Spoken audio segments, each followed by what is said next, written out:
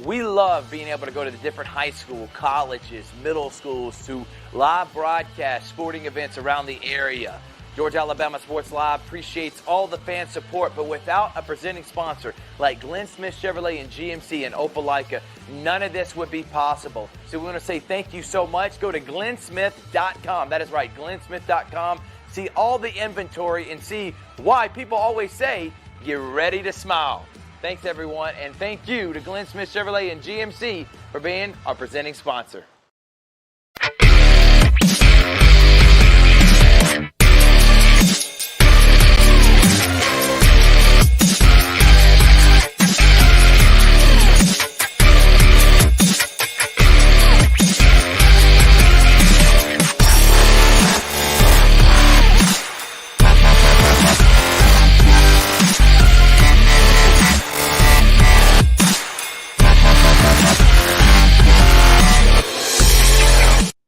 When you hear that music, you know what time it is. It's the Georgia Alabama Sports Live show, and we're bringing him in. We're not even going to intro it. He gets to start the show with us. Richard made that decision. I'll see you, Rich. He's part of Georgia Alabama Sports Live. You guys called a phenomenal game against the Peach State Cats of the Columbus Lions military night. This was just a decision. Like, Rick Beach has been Georgia Alabama Sports Live, so we're starting the show with all three of us. So let's go. All right. Well, this is pretty much how the show's going to go. We'll have Rick on for the first 15, 20 minutes, and then we'll talk about some other topics happening in the wonderful world of sports. We are presented by Glenn Smith Chevrolet and GMC. Get ready to smile. As Richard talked about, Richard, if you don't mind muting yourself, just getting that little bit of that feedback. Sometimes that happens. As Richard talked about, me and Rick Beach were on the call for that Lions 62-12 victory, basically an exhibition tune-up game as they head into the championship this Friday. It's looking like me and Rick Beach are going to be back in the booth. Richard's going to try his best to get back there. Initially, plan was Rick was going to be on the sideline, and we're going to have conversations with him, kind of like a McShay, if you will, throughout the broadcast. But Richard's looking like he may not be there till close to halftime just because of prior work engagement. So Rick will be back in the booth with me, and we'll put Richard down on the field when he gets there. Either way, all three of us will be part of the broadcast. You can find it on Georgia Alabama Sports Live Facebook page and on the Columbus Lions YouTube channel. See, AIF Championship pregame show with me and Rick at 5, and then at 7, we got kickoff. Cannot wait. Should be a fun time. Rick, you were there for it on Saturday. We talked throughout the broadcasts as much as we could and tried to pump up the viewing audience as best we could. But the Lions are just dominant in every facet of the game. I mean, even when it was 14-12, you still knew it was a matter of time before the dam busted and Columbus was just going to bust out, score a massive amount of points. Right. And they just score so many different ways. It's not just Marcus Brooks throwing touchdown passes, which it could be that, as they saw against Harrisburg. But the defense scored, was it 3 or 4 touchdowns? Kimbrough had a touchdown. So, I mean, it's, they were just hitting on all cylinders yet again. Yeah, it's just elite. It's just these elite level from the defensive line to the linebackers to the secondary members. Just incredible from everyone on that defense. They just are lights out. A couple of great plays, to start the game. B.J. Thomas had that one-handed catch. We were on the call for that, and then they had a kind of a bomb that was thrown. Good snag by Brentley Allen, and they had a 14-12 heading into, 9 minutes left in the first half, and then it just went 48-0 after that. Go ahead. We could see they had that open, multiple times. One came back for a penalty, one they overthrew, one they underthrew, but they were getting behind the safety multiple times. So you got to think Corpus Christi is going to try that same thing. It looked like where the slot receiver comes in motion and kind of angles to the middle of the field to get open, so they could try something like that. So you got to think that's what Coach Daniels is really going to try to tighten up, is just making sure that don't happen this weekend. Because if there was anything this weekend that could have kept that game It's the going second. any longer, Right. it would have been that. Yeah. All right. Richard, I hope you've been doing good. Richie Rich, glad you're back doing virtual shows. You'll be back this weekend. And we may be able, and we're going to keep this under wraps, but we may be broadcasting another professional team around this area this weekend. We're hoping that it happens. We're crossing our fingers for that, but we have the Lions on Friday.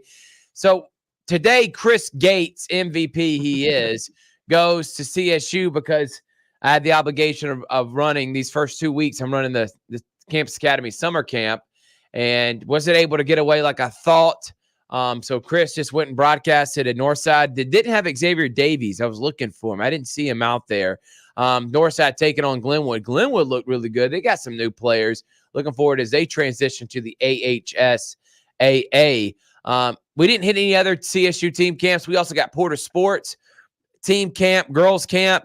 Michael Woods and Girls Inc. have a camp going on. So tomorrow and Wednesday, aside from the groundbreaking press conference that we will be live streaming for the Atlanta Braves AA affiliate, Rick Beach. This is an open invitation now that Richard's not going to be there for you to come and cover it with us if you want to. 4 o'clock tomorrow is where it's happening down at Golden Park. We'll be there for that. And then either tomorrow during the day, at night, same with Wednesday, we're going to be at one of those places hitting some summer league action. We can't promise you we're going to hit every game. I mean, we don't have that type of time right now, but we are going to – we've hit 5 now, 5 games already, Rick Beach. So I think that's pretty impressive. And now we're going to make it, probably close to 10 by the end of the week. July 18th, I talked to Jeff Battles, the 7-on-7 Muskogee County tournament.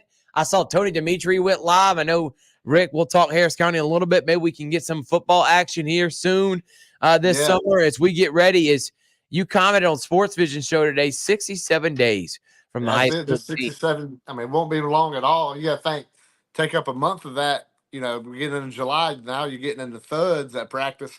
Then it's game time. I mean, it's quick. And can't wait for it to get here. So we still have a lot in store for you. We got a show on Wednesday. It's going to drop. It's going to have Marcus Brooks and Damian Daniels of the Lions with me and Richard. All right. Now that's out of the way. Like us on Facebook. Subscribe on YouTube. Had a fun week last week. Lions won. We did some summer league basketball. I didn't get to talk about it, but the fact is the Carver Tigers and Coach Eric Allen, geesh, the embarrassment of riches. TJ Woodson, the phenom, 8th grade that just had the city by storm, him and Xavier Davies the last 2 years, is now in high school, and he's playing with Tony Montgomery. They'd even have Jacoby Caslin, Truesdale, and Tobias Tolbert, 6'5", just can finish around the rim.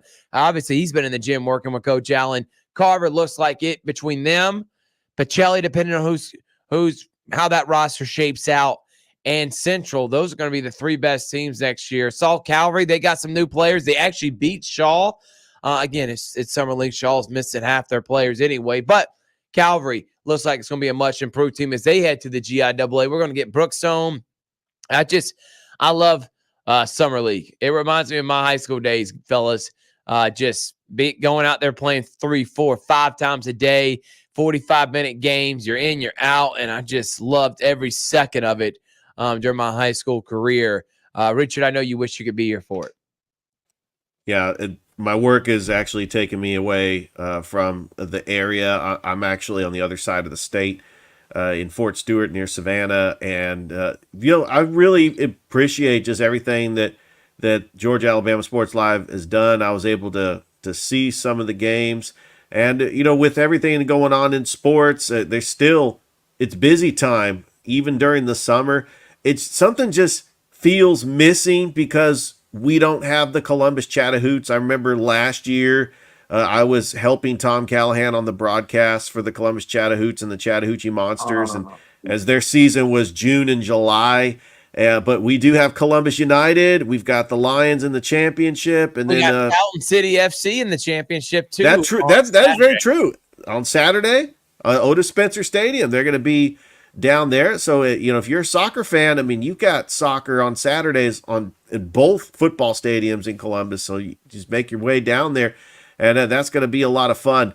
I've had the privilege of watching your game on Friday. By the way, you guys Saturday, you guys did a great job. And then I got up Sunday morning and I had SportsCenter on the TV in the hotel room here. And they have a segment on SportsCenter called Sunday Fun Day where they do like the light side of sports and everything. And lo and behold, our very own Roman Deloach How about that? gets a football, scores a touchdown, gets a football, goes into the stands and gives it to a soldier. And that was on SportsCenter. And I wasted no time. I recorded it and I took out my phone and I recorded that and was like, the Lions were on SportsCenter. I mean, it's a big deal because they talked about in the segment from Columbus, Georgia. They're in the AIF, and it was a heartwarming story on military night, and it's really put Columbus on the map. I mean, if you're up watching SportsCenter on a Sunday morning, I mean, it was a great moment. Yeah, it was, and I was glad to be on the call for that, Rick. We saw that. It was cool, military appreciation, just a great night of football, tons of fans there, just a lot of fun. All right, let's go ahead and start getting to the topics as Rick keeps looking at the screen. I already know what he's watching right now. We actually got to talk about it. Beachy, this Georgia Bulldogs team. We talked with Buck Bellew today. You listened to that conversation, and Buck said anybody that says that if Wes Johnson doesn't win the championship this year, it's a failure. If they don't beat NC State tonight, it's a failure. He says you've lost your mind. You're a knucklehead because the fact is this is his first season here. He doesn't have the pitch staff that he wants. This guy's a pitching guru from LSU, also with the Minnesota Twins, and it's really been incredible what he's been able to accomplish in just year one. Do you think the Bulldogs, is it make or break with this game that's being played right now? And is Charlie Condon the best player you've ever seen put on a Bulldog uniform? Beach, go. Well, on Charlie Condon, Gordon Beckett was good. You go back to the Remember 08? Yep. 2000, yeah, that whole run, but the way he always had the clutch hit, he hit the home run, on the walk-off. He had the doubles. It just was always in the moment he come through. So, yes, but as far as everything Georgia does this year is just gravy right now on how far they go. They lost the first game of the SEC tournament. You lost 2 out of 3 to Florida towards the end of the year, which got Florida into the tournament, basically. So, I mean, you have a pitching staff that's just kind of makeshift. Remember back when they played A&M, they scored 9 runs and then ended up losing 19-9. So, it's, you throw your pitcher out there and flip a coin every game on what you're going to get. Game one in this series, Beach, they lost 18-1. Yeah, then they come. So right now it's 2-2 in the third. They could give up 9 runs this inning, or they could end up winning the game 15-3. You just don't know with this Georgia team. But whatever they do, whether they win tonight, has been a success. You talk about Wes Johnson.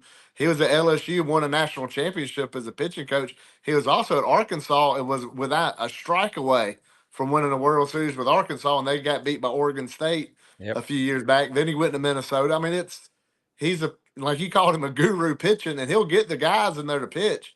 And they're hitting the recruiting trail every day. That ball's going to get fouled every day here lately, and they're signing these transfers coming in. He called it. So they're signing these guys every day, people from the transfer portal. We got a guy coming, I believe it's Florida Atlantic, batted 343 coming in. So you're going to have guys come in. You could always recruit at a place like Georgia, like anywhere else. But, yeah, this is just going to help you recruit even better. Yeah, Rick's doing play-by-play as he's watching the ball. Yeah, we're getting this in real time. Hey, I can't help myself. College World Series, by the way, if Georgia gets in, 5 SEC schools out of the 8. And if you look at the past 15 years, going back, heck, even 20 years, SEC always has multiple schools in it, and usually it's 4 or 5. And there have been times when they had a ton of teams in it and didn't become national champions, but had teams play in the national championship because, I mean, the odds are in your favor. 5 of the 8 are SEC. You're bound to have at least one of those teams, you would think, playing for a national championship.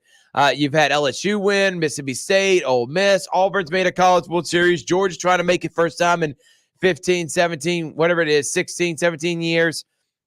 LSU, Florida. What are the teams this year? A&M. Yeah, you got A&M, Kentucky, Tennessee. It's not the usual suspects. Usually it's going to be Ole Miss or Mississippi State or both. Vanderbilt. Vandy, Florida, South Yeah, Carolina for Vanderbilt a and long LSU are time. not in this thing. Yeah, so I mean, Those are you're the looking. two. Those are the two Yeah, that's the SEC things you schools you usually see. normally see. Yeah, so you got a little bit of new blood from the SEC. And that's the same suspects from the ACC. It's, Florida State seemed like a staple every year. North Carolina, since the last 15, 20 years, seemed like every year. So you get, Florida State, Virginia's been, they've knocked out, they've been there. Last year they made it to the championship. So, I mean, you got the same, but from the SEC, it's, you had 11 teams make the tournament. Now you could get, up to 5 to make it into the final 8. So it's just incredible. But I like how it's different teams. And then hopefully Georgia can add to it being a different team than you usually see. Well, I think that's the parity and shows you how it just means more. That's what DJ said. Oh, It does in the SEC.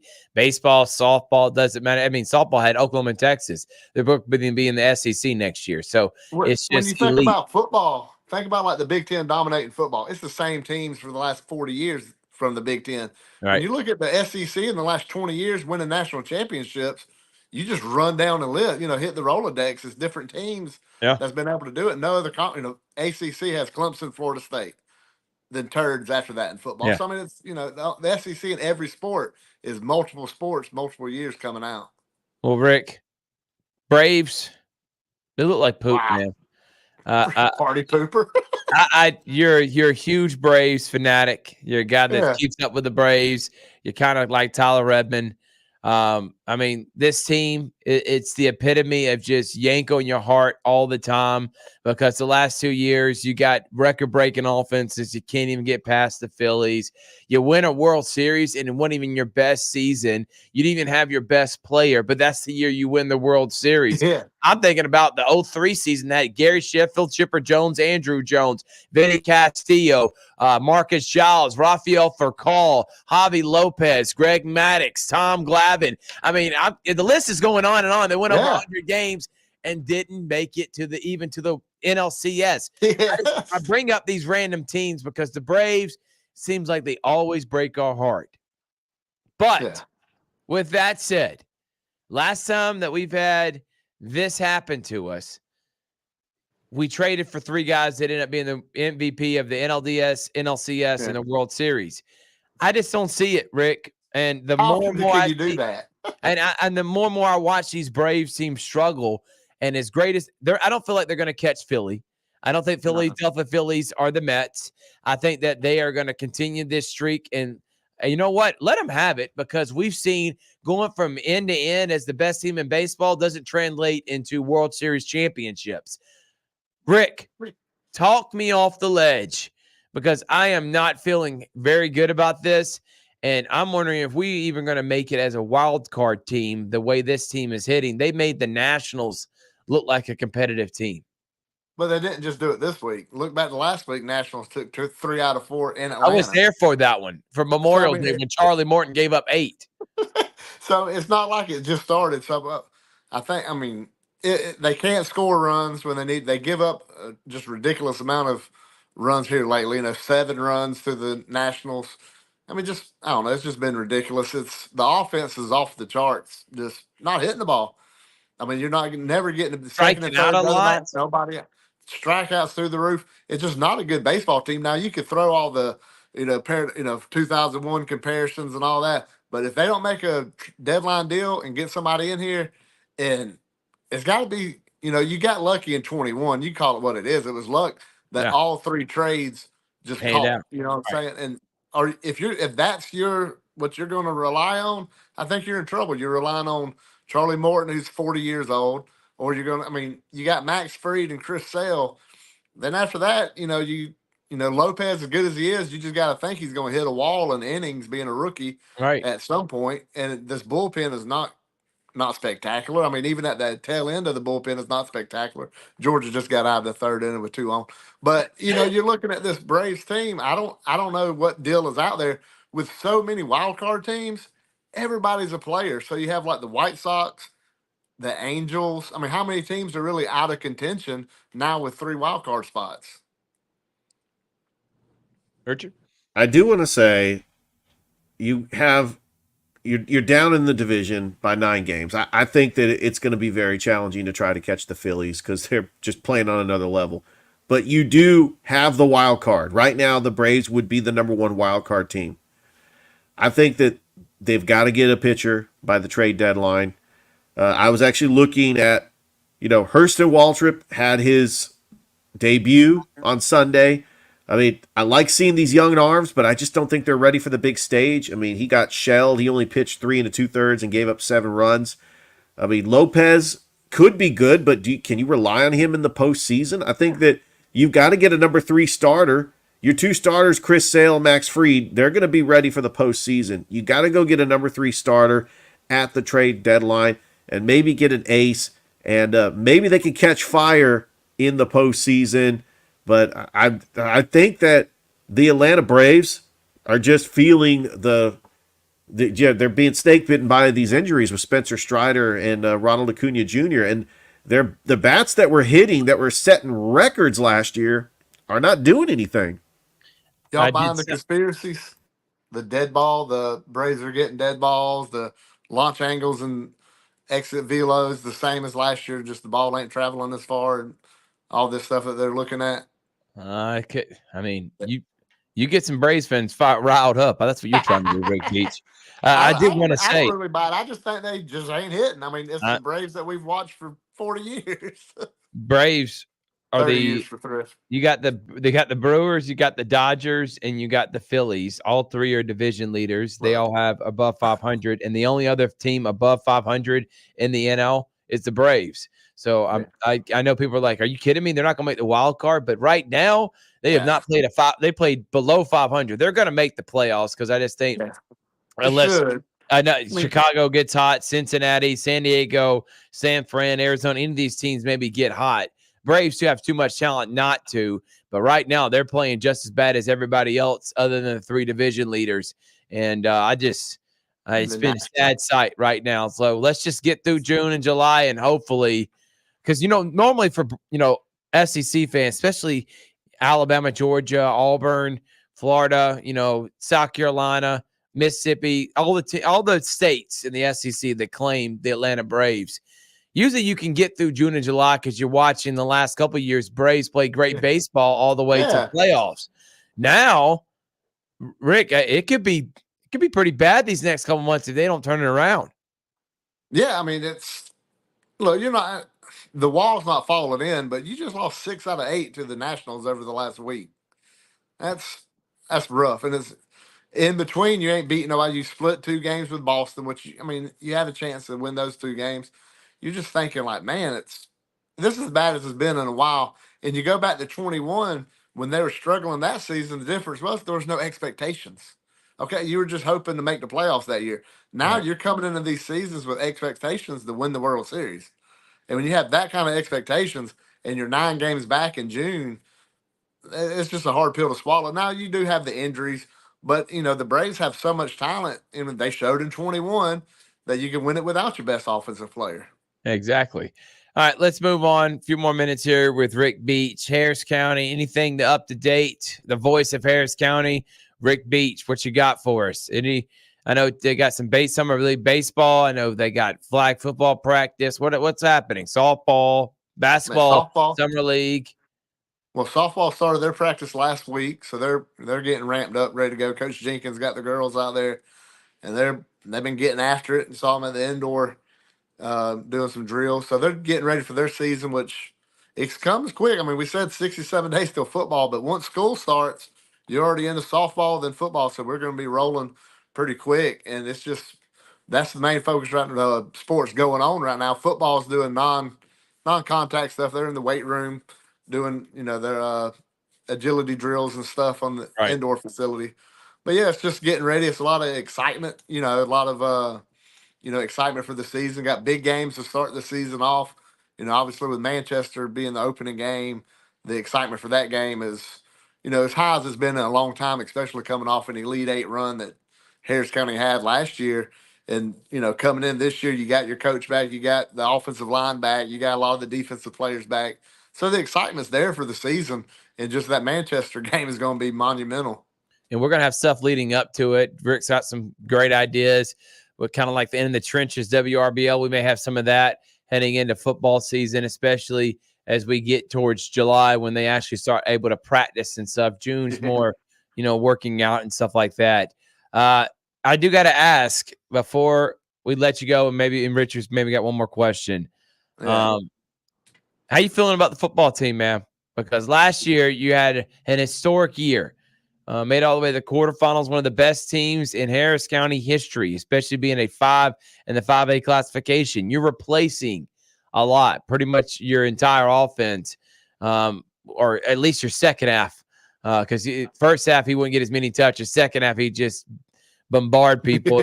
Tay Yeoman, you're replacing Levi Watson, the leader at the quarterback position. Offensive lines, a few players are coming back, but they still have to replace. How you feeling about this team? Expectations should be pretty high. They're going down to 4A. Yeah, well, the thing with going down, in a sense, going down would be a good thing, but everybody went down with the dissolvement of 7A. Right. So you go down, but you're going to a bigger region with more teams. Harris County Region 3 and the old 5A, you only had 5 teams. And Top Drew 4 was made terrible, and they used to make Yeah, it so automatically. every sport, everybody made the playoffs. But for football, look, you got to prove that wasn't a flash in the pan, that it wasn't a fluke what happened last year. You do have your offensive lineman coming back. You do have a very physical team that's taught by a coach of the staff that preaches physicality, that wakes up, that dreams about being physical. So that's all they preach up here in the county is being physical. And now you have year 3 with Coach Watson. Your offensive line's really rolling with all these upperclassmen. Yep. So it's going to be a physical bunch. Replacing Levi, it's tough to do. You got Trotter Teasley coming in, who ran decent at spring game. He's a sneaky athletic quarterback, but you still have Rand Ogletree on the outside. You still have some Rico Brown, some receivers that can get it. And the running backs that, Richards up there seeing, Kingston Rivers, the Harris County version, Kingston Rivers is also a running back at Northside. So you got 2 running backs with the same name in the same region. And then you have Eugene Robinson ran the ball well. So they're going to be a physical running team. They're not going to drop back and throw it 30, 40 times in the shotgun. They're going to line up under center. Here it is. We want to run the ball. They're going to smash it and run it behind Spears, Milton, Denver, and Braxton. That's just what they're going to do. Rich? Rick, this is not really a question. This is really a comment. I'm looking at Harris County's football schedule. They have a brutal schedule, much like the Hardaway schedule last year where they were playing pretty much all the non-region games were playoff teams. Manchester, Troup County, and Carver. That's how you start the season. I know that they want to get off to a hot start. Then they play Doherty, and then they get into region play. No more McIntosh, no more Northgate, no more Drew. They still got Northside in this region. But they got Stars Mill. They used to be in the region with Harris County before the reclassification back in 2021.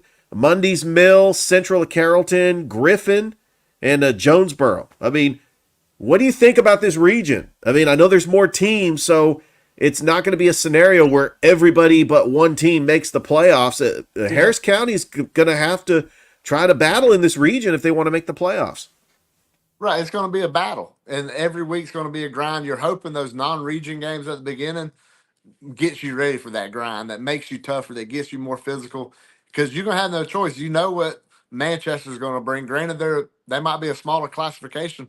They're a physical bunch. You know what Carver's going to bring. That's a physical bunch. Harris County knows all too well what Troop's going to bring.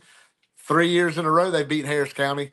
They're a physical bunch. So, I mean, Harris County's – this is the opportunity to show everybody – that, hey, we can't hang with that. And you got to think those other teams that we're going into the region with, they got to be looking at Harris County thinking, oh, crap, we got to play Harris County. We know they're going to punch us in the mouth. Exactly right. Well, Rick, appreciate you joining us as always, man. Enjoy watching and biting your nails as the Georgia Bulldogs are running away from making the College World Series, and look forward to seeing you on Friday. Me and you pregame, and then 7 p.m. kickoff, Lions and Corpus Christi Tritons for the AIF Arena Football League Championship. Rick, thank you, man. I appreciate it, boys. See you, Rick. Rick Beach of Kudzu Sports and Georgia Alabama Sports Live. Richard, let's take a break. When we come back, NBA Finals, Caitlin Clark and Dan Hurley turn down the Lakers. We'll talk about that more while I'm laughing here on the Georgia Alabama Sports Live Show. You're watching right now the Georgia Alabama Sports Live Show that is presented by Glenn Smith Chevrolet and GMC. Get ready to smile. We'll be right back after this. Make your way to Glenn Smith Chevrolet. Choose America's #1 compact SUV, the Chevy Equinox. Discounted up to $6,500 off. Chevy's full-size pickup truck, the powerful Chevy Silverado, is up to $12,000 off. And big Chevy Silverado 2500 HDs are discounted up to $6,000 off. Plus, enjoy no payments until fall. Make your way to Glenn Smith Chevrolet in Opelika. Get ready to smile. I'm smiling right now as we're back here on the Georgia Alabama Sports Live Show. Richard Holdridge, Thrift Barringer, and we just got done talking with Rick Beach. Look forward to the Lions game as Marcus Brooks he is close to 40 touchdowns on the season. I think he'll eclipse that this week against the Corpus Christi Tritons. This is the first time in which I think, because of the unknown, these two teams have not faced off, that the Lions, there are some question marks. Now, I don't think it's about if they're going to win, it's about how much, but maybe a little bit closer than many people are expecting. Corpus Christi does have a loss. He lost to Harrisburg, but I think it's going to be a fun night. Excuse me, Richard. Look forward to being there. Last year when they played in the championship, they played the Mississippi team that they blew out. I mean, they beat them by like 60 points. So even when they faced them again in the championship, we weren't there for that. Neither one of us, we were out of town. I expect it to be a absolute throttling. I think it is on Friday. I really do. I think the Lions are going to throttle Corpus Christi. They're going to show everyone in this league they are so far ahead of them. It's not even funny. You need to step your game up. Thrift, I do feel if they just go with their game plan and you give Marcus Brooks time to throw the football, his wide receivers are going to get open. And even when they're not open, he's throwing into double coverage. I'm seeing highlights of Jarmon Fortson with defenders draped all over him. Roman Deloach, who was back from injury, had a big night. Tremel Gooden. And then you have a Swan who had that incredible catch 2 weeks ago that was made the highlight reel. I think that this Columbus Lions team, they're firing on all cylinders. The big mystery is Corpus Christi and what type of team they are going to bring and the talent level. And I think that the Columbus Lions make a statement Friday night and bring home another championship. And I'm trying to get there as fast as I can. I mean, I'm being on the other side of the state. I know that that's a big game. And I definitely want to be there just to celebrate with the Columbus Lions. And I'll do my best to get there. But I cannot wait for the game. NBA Finals 2-0. Man, I was not expecting this, Richard. No, not at all. Mavericks just being taken to the woodshed by the defense, led by Holiday and White. I thought these guys were elite, but didn't think they had the capability of stopping the way Kyrie had been playing in that Minnesota series against just as good of defenders. But Drew Holiday, I think, has been the MVP of this series so far. The guy's been lights out. He has guarded Kyrie, Luka. He's also putting up big points. He had 26-11 last night. I mean, this dude was blocking shots. I will say that should have been a foul called on P.J. Washington. Does it make a difference? Because if he gets the 2 free throws, they're down 3. Pressure now on Boston. Dallas didn't have to foul. There's 40 seconds left. We saw this, remember, with Minnesota, and all of a sudden Lucas hitting a step back jack right in front of Rudy Gobert's face as he's falling down almost. I've been impressed with what I've seen from Boston. Kristaps Porzingis, are you kidding me? What he did Thursday and yesterday before he got hurt, the guy, Dallas didn't have anybody that could guard him. And if he's fully healthy, this is the best starting 5 in the NBA. They got wings. Then they would have inside post presence with Horford and Porzingis. They got elite guard play and Holiday and White. They got a good bench. I think everything with this Boston team looks like they're going to hang it up banner number 18 That's if Luke and Kyrie don't get on a roll. Those role players start hitting shots like Derek Jones and Lively. They play better at home.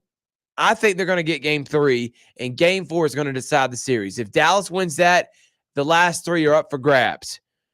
If they lose game 4, I think it ends in 5. I don't see Dallas coming back and winning 3 straight. And if they go down 3-0 and lose game 3, I think this is going to be a sweep. I think Boston has by far the better talent, but the best players. I'm going to say leaning towards Dallas with Luka, and it was Kyrie, but now I think Kyrie's like the 3rd or 4th best player. Right now, he's the 5th or 6th by his stats. What's your overall take on it, man? I think this series is pretty much done. It's hard to come back down from 2-0. Last time we saw it, LeBron James was on that team. As good as Luka is, does he have that LeBron James-esque? And by the way, LeBron James' teammate for that Cleveland down 2-0, eventually down 3-1, come back and win championship, Kyrie Irving. The Boston Celtics are a very deep team, and you have to give credit to their general manager, Brad Stevens, for pulling the trigger and getting a guy like Kristaps Porzingis and gift-wrapped Drew Holiday. When the Milwaukee Bucks wanted to try to get Damian Lillard, they traded Drew Holiday to the Portland Trailblazers. Well, he didn't want to play there, and the Celtics ended up getting him after the Marcus Smart trade. And they traded away their physical players to get better offensive players who do commit to defense when they have to. I would not be shocked if Drew Holiday does win NBA Finals MVP. Drew Holiday is the best two-way guard in the league right now. He is 35 years old. He's got experience. He won a championship with Milwaukee. I think that is the difference, that the Boston Celtics are able to go up 2-0 on the Mavericks, is Drew Holiday and the way he's been playing. It's been phenomenal. Colin Cowherd went on and said that he thinks Boston's fans are bothering Kyrie. I don't think it's the fans. I think it's Drew Holiday. It is either. I think it's Drew Holiday and Derek White. They have played excellent defense on him, made it for him work for every shot. Obviously, there's a little bit of pressure too. He made finals this year former, so he's motivated, he's amped up, and then he's rushing. Usually, he's very smooth, even though he's quick and deceptive with his ability to dribble the basketball. He's been sped up by these two guys, and I think I said this on Sports Visions. Bill Simmons calls him second row Joe, because Joe Mazzulla, the coach of the Boston Celtics, before he got the job last year, in the NBA, the coaching circles goes as this. On the bench with the players, he's usually 3 or 4 of the top assistants, and then there's the coach, and then behind him there's the 4 or 5 other assistant coaches, usually about a staff of 9 or 10. Joe Mazzulla was on that second row. He'd never been even on the first row as one of the lead assistants and got thrusted into the job. I think he's done a great job in 2 years. He's only 34 years old, and I think right now he's the best coach in this series. And you couldn't have paid me otherwise to say that. Start the series. So I've been impressed with him as well and his adjustments. Dallas is going to have to make their adjustments if they want to get back in this one. I think this one's over with. I think Boston's showing they're the best team, and they're going to go as one of the best Boston teams in the history of their legendary franchise. Well, I do think this Boston team would probably be the most deepest team, but, I mean, you think about the 86 Boston Celtics. I mean, they had 4 Hall of Famers on that team. I thought the 2008 Boston Celtics, very good with 3 Hall of Famers, and then you add Rajon Rondo and Tony Allen and Kendrick Perkins, and it just those players. But, yeah, this team, and just this group of players with Jason Tatum and Jaylen Brown, this tandem that's been together for 8 years, and you're adding 1 and 2 options on other teams as your 3rd, 4th, and 5th option. This is the deepest starting 5 I've seen since the 2002 Sacramento Kings. Ah, God, are you kidding? Yeah, that's right. Me? I did say that. Golden State of 2017 was elite deep. Oh, yeah, with DeMarcus Cousins. Yeah, well, Cousins, Livingston, Matt Barnes. I mean, he didn't play much, but Sean Livingston, Andre Iguodala. Are you kidding me? That team was loaded. And then you had you had Klay Thompson, Kevin Durant, Steph Curry, and Draymond Green all on the team. Yeah. Well, JaVale McGee came off the bench. But Boston, they are great. They are a great team. That Sacramento team was good, but I think this Boston team's going to win a championship. And as good as Dallas has played, I don't think they're the best team in the West. I still think Denver is. I think Minnesota, if they could take back that series, they were a better team. Dallas just made it because of off the back of Luka and a little bit of Kyrie. Boston had a pretty easy way to a championship. I don't think it dilutes it a lot, but I think in my mind, just a little bit. All right, Richard, let's wrap it up with this. We had a conversation about Caitlin Clark last week, and I'm getting tired of it, man. It's getting to the point where it's unbearable. I know that there is a cult fan base out there, but why is this Caitlin Clark's job to disassociate yourself with some delusional fans? Because every player, every team in the history of sports have had this happen to them, because stands is short for what, Richard? Say it again. Fanatic.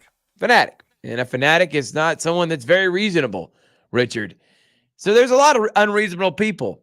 The fact is, we want notoriety and support and exposure for women's basketball. The WNBA is at an all-time high with the elite number of athletes and players that are playing right now. They're even thinking about adding 2 to 3 to maybe 4 more teams and expand it to 16. That is awesome. And a lot of that has to do with the fact because of Caitlin Clark pulling in 20,000 people in stands, getting millions of viewers. Point is, it doesn't matter if they think Caitlin Clark's the greatest player of all time. She's never played a WNBA game. Why does it matter? They're still spending money, and they still count as views. If that is the case, who cares what they say? Just ignore them. And I think this has become, now people are saying, I saw Dan Le Batard and friends, it's on Caitlin Clark to come out and yell at her fan base. Are you kidding me? She just wants to play basketball at this point. I think it's on the WNBA to welcome her to the club and make it WNBA against everyone else if you want. You put Caitlin Clark in something she doesn't even want to be in. And I think this is, it's sad what I've seen from the WNBA. And I really do. I hate the fact that it's gotten to this point, that we're having to have this conversation. But the fact of the matter is, she's not respected. And you can say it's the fans, the way the media covers her. She's a great player. I don't know why she wouldn't be on the Olympic roster. They always take a former college player, and she moves the needle, and everybody would want to tune in to watch her play with the other great athletes. I feel like they just didn't want to upset players. And then there's the jealousy part that is happening right now. I'm not talking about her game, because I don't think she's a top 15 player in the WNBA right now, top 10. No. Okay, there's a lot of great players, but it doesn't stop the fact that people are tuning in to watch her. And that is good for the WNBA, and the players should be okay with that. They should be okay that she's bringing views, because in the end, you're only going to hurt your product by taking her out the way you are. You're not helping. Anything else you want to add, Richard? Oh, yeah. You knew I was going to talk about Caitlin Clark getting snubbed from the Olympic basketball team. Kind of reminds me of when Isaiah Thomas did not get selected for the Dream Team in 1992. Because look who's on this team. Diana Taurasi, Brittany Griner. They don't like Caitlin Clark. I mean, I'm not a conspiracy theorist. I did watch the Last Dance documentary. I do believe Isaiah was not on the Dream Team because he doesn't get along with Jordan. He doesn't get along with Bird. He doesn't get along with Magic. Yep. Case in point. I think that's a great point. Let's start having positive conversations surrounding WNBA. But the fact is, any conversation is good at this point, because it's put money in the pockets of these players that deserve it. And they've been deserving it. Final thing, Dan Hurley turned down the Lakers. Are you kidding? turned down money that he's right now signed a 6-year, $32 million contract to stay with UConn. That's over about close to $6 million a year. He was going to get paid close to $11 million a year with the Lakers and said no. That's how embarrassing the Lakers are in right now. People are telling him they treated Darvin Ham like crap, Frank Vogel like crap. They don't have any first-round draft picks. LeBron James is 39 and may leave this year. You traded everything for Davis, and once LeBron leaves, he's going to leave, and you're going to have nothing. I would not have taken this job either. And if you're JJ, why would you want this? If you want to actually have a good coaching career, go somewhere with stability. It's not the Lakers. And there'll be people will be like, they see my phone, Richard, and there's a Lakers thing on my phone. No, that's a Kobe Bryant. Kobe Bryant. I have not cheered for the Lakers organization since what happened with Kobe. When the son of Jerry Buss, Jim Buss, ruined his career by hiring Mike D'Antoni or Mike Brown, not getting the Chris Paul trade to go through, or the myriad of others, Byron Scott, the myriad of other signings.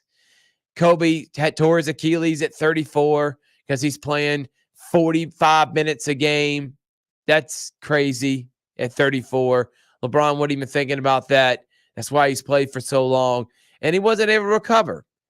And since then, it's been hard for me to cheer for this Laker organization.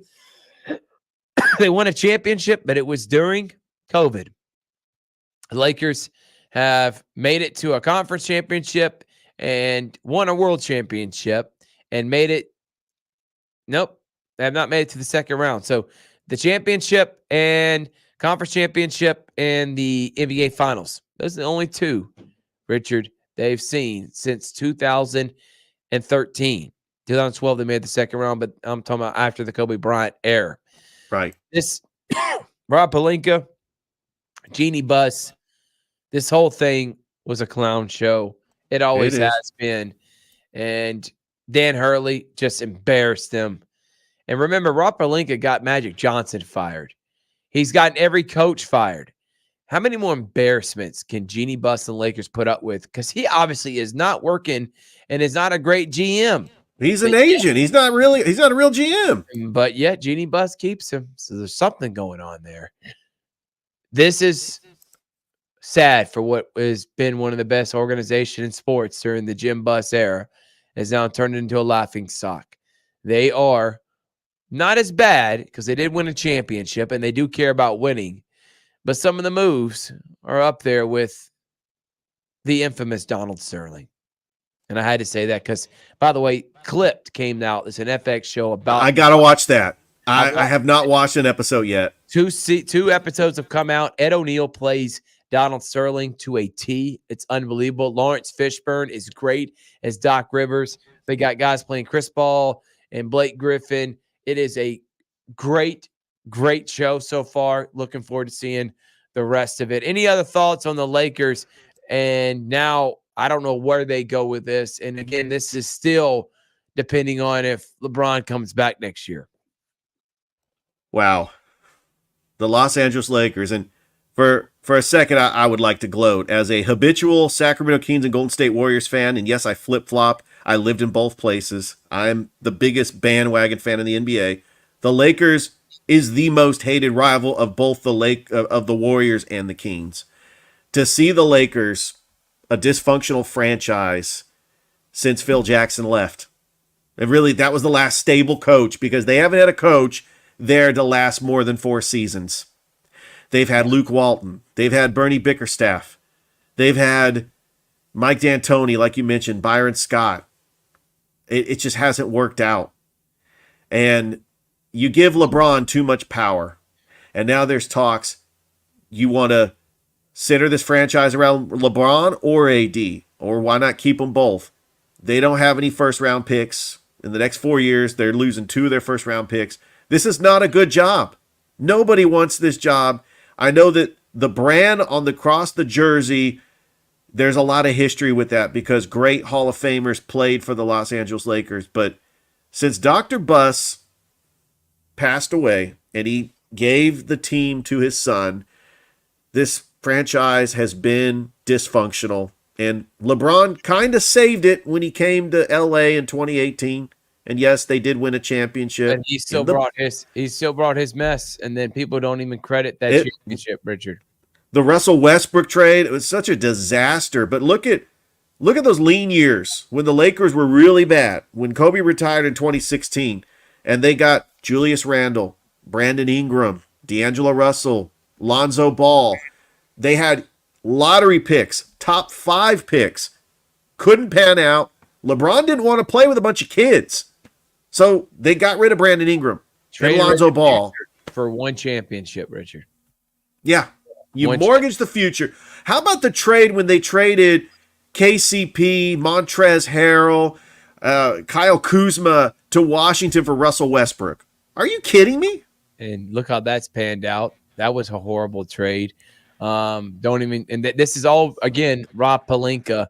And then you let Alex Caruso leave, who was one of your best defenders. You didn't re-sign Rondo after you won a championship. You can't make it up, but Pelinka still has a job. I want to know when he writes his book on how to keep your job when you suck at it. Well, that's Richard Holdridge. I'm Thrift Barringer. Thank y'all so much for tuning in. We'll be back again live on Wednesday night, talking with the Columbus Lions, Damian Daniels, Marcus Brooks, and maybe one other special guest.